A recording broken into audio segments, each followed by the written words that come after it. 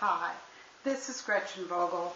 My website is howspiritworks.com, and this is going to be the second part of forgiveness.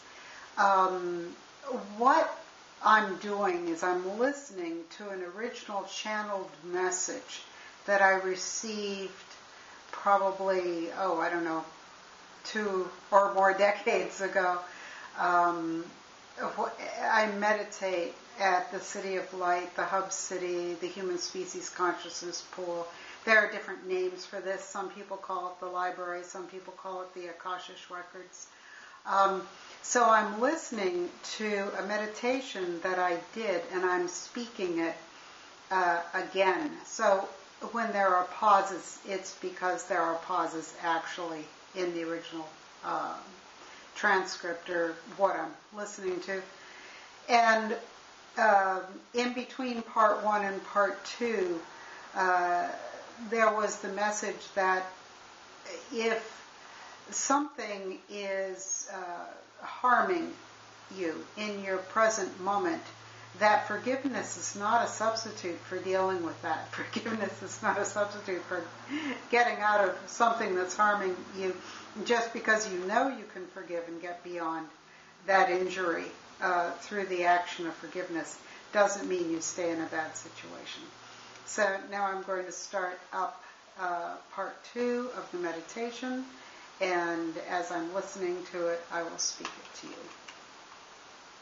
Okay.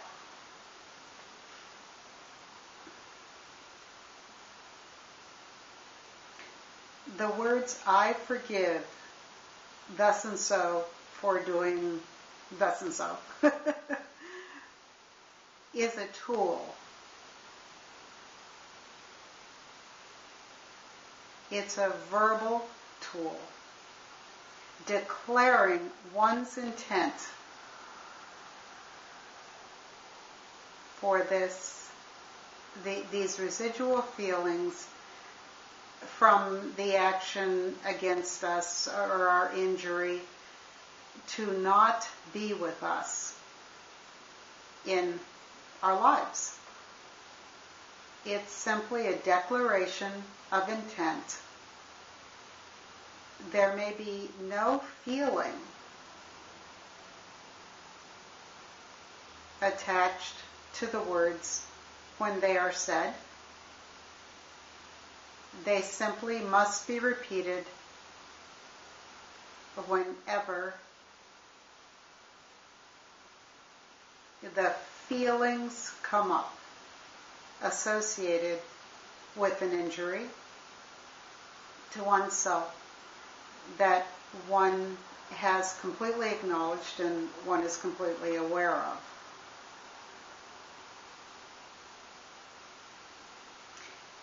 And again, with ongoing injury, forgiveness is not enough. It's not practical. I mean, you must take action so that the condition or situation is not in your current reality.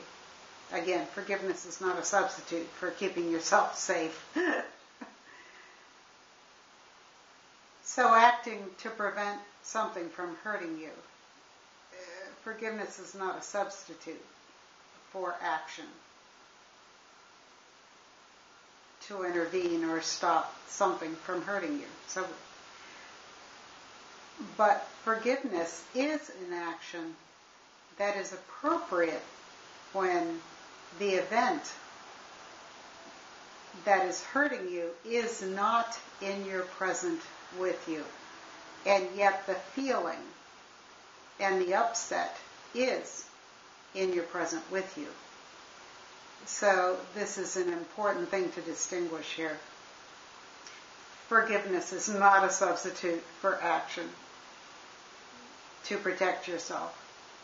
Forgiveness is a way of freeing yourself from the past. From those parts of your past that you need to be free of.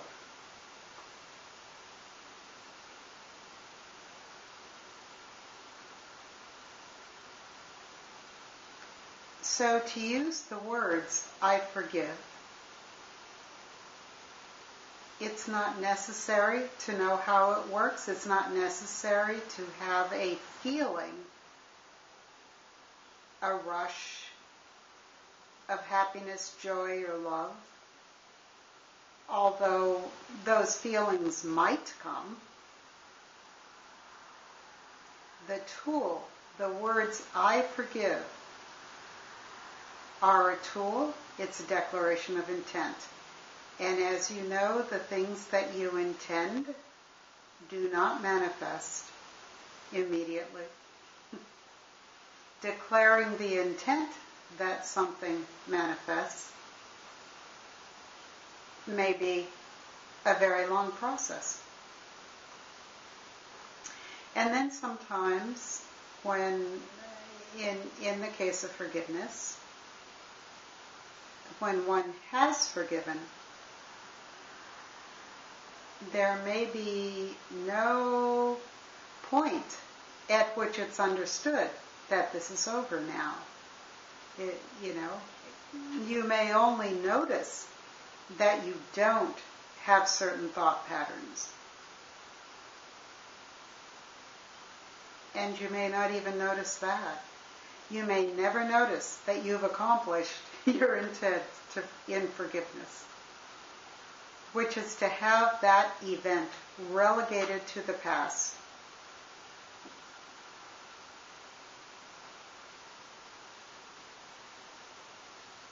So I had a question. So if you think of that incident and it doesn't cause you the same pain or distress, wouldn't that be one way of knowing that you are free of something?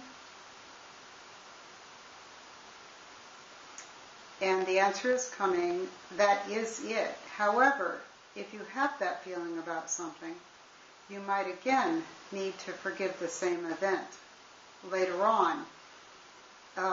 So the activity of forgiving is more important than being able to identify when something is truly over, when it's ended, when it's not part of your life. You may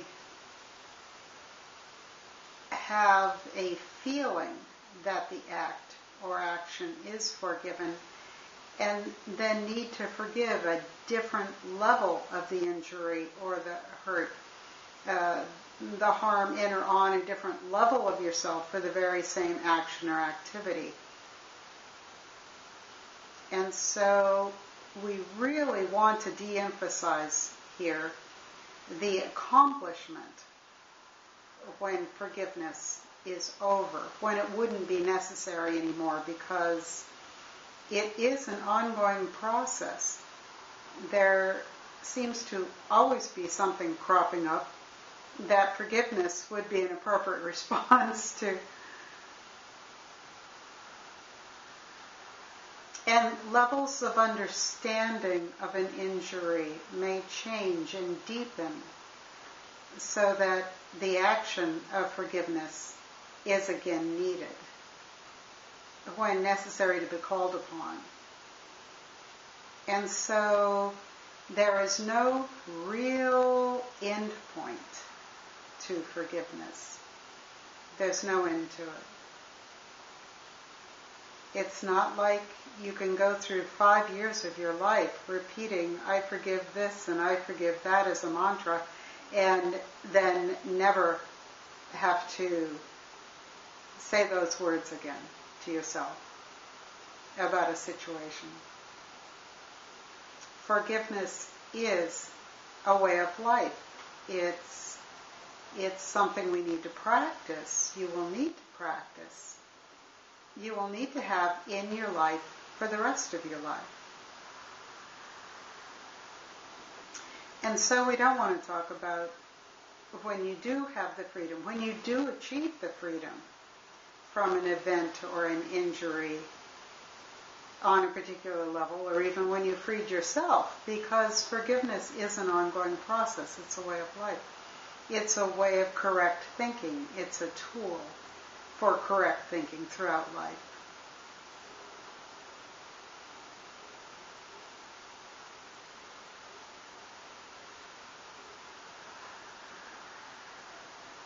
but the skill and ability through practice of forgiveness is going to make more room inside you, more space for other thoughts, more space for being able to stop and smell the roses or see your life in the present. It will give you more ability to see and feel your present, current reality.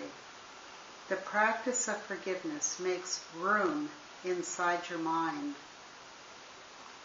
for other, better things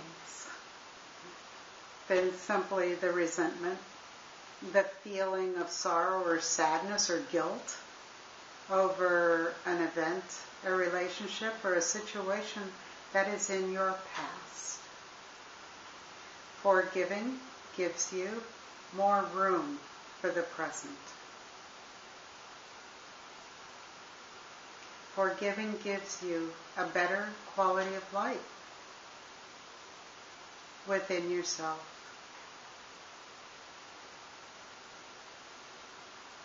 And also, with the practice and the ability to forgive, it gives you a way of coping with things so that you know you have the security of knowing that you can cope.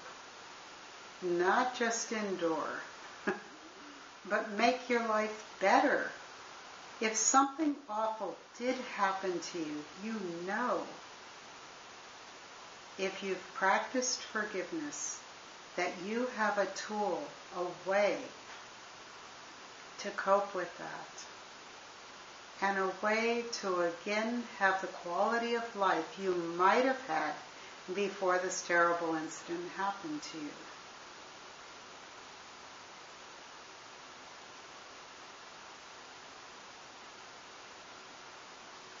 There's something here about being willing to forgive. Being willing to forgive makes you a less fearful person on the whole.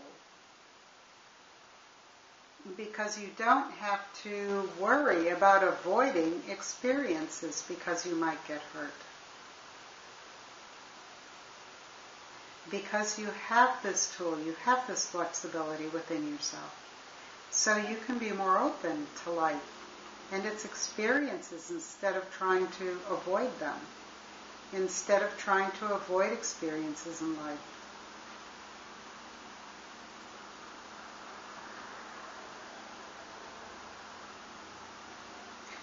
And now being willing to forgive doesn't make you a saint, doesn't make you a prophet, doesn't make you a really holy person. You shouldn't get hung up on being really proud of yourself or egotistically pumped up because you're a person that can forgive, because it only has to do with yourself. Forgiveness only has to do with what's going on inside of you. You never have to see or ever speak to a person that harmed you. In fact, most of us don't want to. You don't have to forgive them to their face.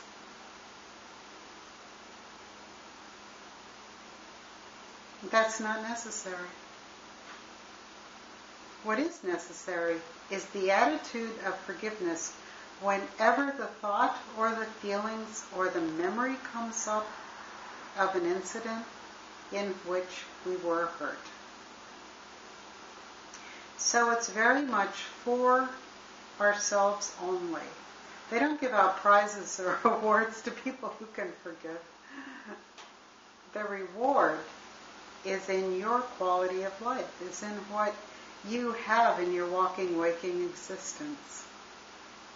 And there's no point comparing yourself to anyone else about what you've achieved in terms of mental health or what you've achieved, because each of us has different sensibilities.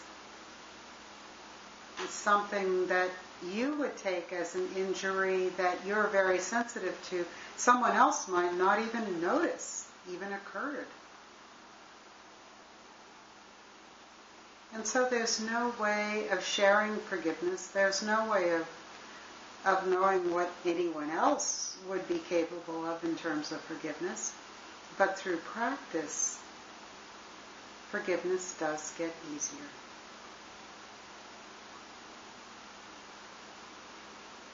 And it does get more effective. And it would take, say, the first time that you tried to forgive an action against you, or even yourself for something, or for the next 30 times, which might be for the next, 8 years, you might just keep saying, I forgive this, I forgive this, I forgive this person. I forgive myself for doing that in my life. And then a few years down the road, someone might offend you or try and harm you in a very similar in intensity or quality or gradient, or do something very similarly hurtful to us.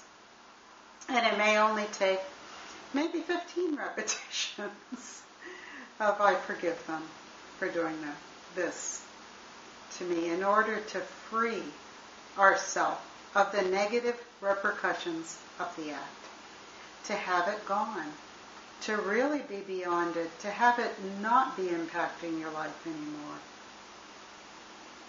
And so it's something to practice, because it definitely increases in skill and awareness, but it is something that is ongoing in life. It's not enough just to wish bad things just didn't happen. It's not enough just to try and bury them in our subconscious. It's not enough just to hope that a situation that's causing us pain will go away. If the thing that is hurtful is in your life with you, you must act on it. You must stand up for yourself. You must correct that situation in your own best interests. But if it was something that happened in the past that is not in the present with you, you can forgive, and you can practice forgiveness. The word practice has two different connotations. One is, kind of implies a drudgery of hammering away at something from negativity. It has a very negative connotation in terms of just trying and trying and trying. And implicit in that understanding of the word practice is a expectation of failure. And there's another attitude, though, toward the word practice, in which, well, this may or may not work, but what have I got to lose? It's a more lighthearted way of practicing. And implicit in this more lighthearted understanding of the word practice is a more positive approach, that this isn't drudgery, that this just might work. This could be fun. Practicing this actually could be interesting. Not fun, but interesting, perhaps. And so when we talk about practicing forgiveness, the more lighthearted approach, the better. The more exploratory approach, the better. Because if you practice forgiving with the negativity attached to it, you might transfer the resentment or anger from the act you're trying to forgive that was committed against you into your own action of trying to forgive somebody for that same act. So that's not really getting rid of it, it's just transferring it from one activity to another activity. And so the attitude, even as you say, I forgive, you should pay a little bit of attention and monitor the attitude with which you say this. I mean, it's all right to have a see if this will work attitude, because if you keep it up long enough, it will work. I mean, you can be absolutely sure that you will eliminate the negative repercussions of an act through forgiveness. What you can't be sure of is how long it will take, how much effort it will take until you're free of it. And that shouldn't be the goal, being done with it or being free of it. The goal should be in the practice of forgiveness. And so we need to take even an experimental attitude. If you consistently practice something, if you have an open-ended, experimental attitude toward forgiveness, it'll work.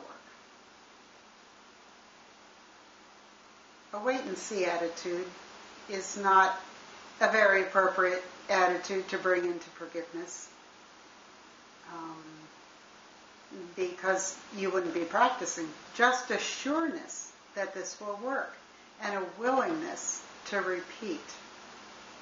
Forgiving an act or an action. The repetition is really the key. So you don't want to decline anything in the sense that it could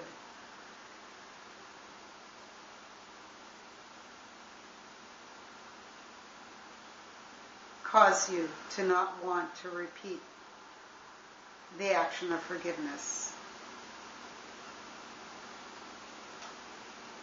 And so you don't want to take a very dour attitude toward forgiveness, but take a confident and more lighthearted attitude.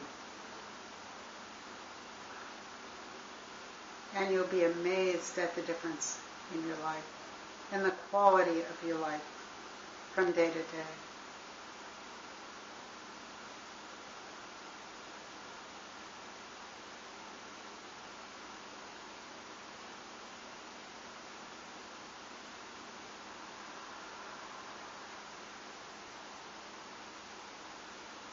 I just took a minute to see in the original meditation if I had any more questions about this. I guess I'm asking if forgiveness ever doesn't work. That was the question I came up with. And they're saying absolutely not. Forgiveness always works. But there's no way to predict how much effort it will take on your own part to achieve it.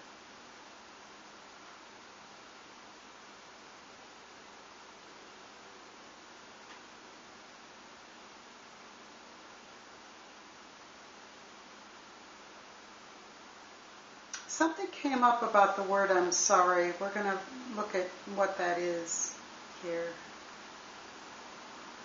As I say, I'm speaking the original meditation, so there are gaps and there are places where I did ask questions of the material. There's something here about being ready and willing to forgive, connected with that. So let's see what that is.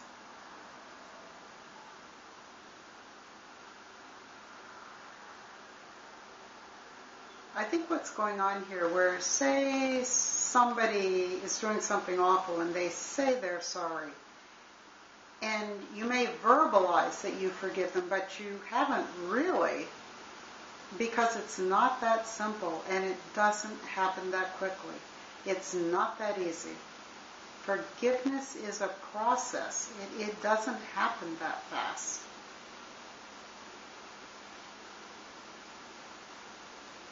And so a better thing to say is to say to somebody, if you have the urge to say that you're sorry for something, if you have the awareness and the self-confidence to be able to apologize for something, the better thing to say is, I hope one day you will reach forgiveness of what I have done to you within yourself. Now that's an awful lot of words. I mean, saying I'm sorry is easier.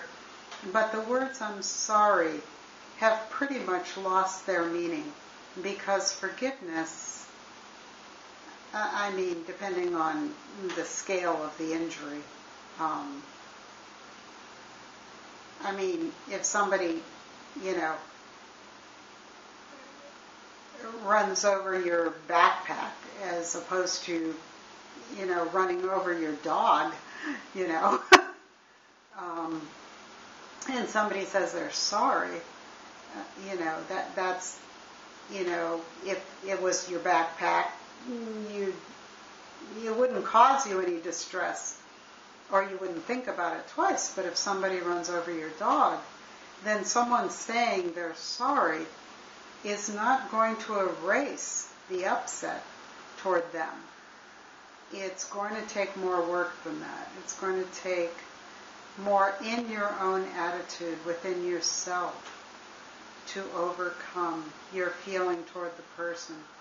And not overcome, that's an incorrect word. To release yourself from the feeling that you have about the person who runs over your dog. So, I'm sorry may be a very appropriate thing to say for small things, but in understanding the process of forgiveness, which is only possible if you're capable of it, when you do injure somebody, wish for them that they will achieve forgiveness toward you for what you've done to them. And they may not understand even what you're saying. At first, they might never understand it because they may not practice forgiveness. And the practice of forgiveness is a choice. But it's a choice which liberates us to live so much better, with so much more quality of life, with so much more freedom, that it is worth the effort. Forgiveness is worth the effort.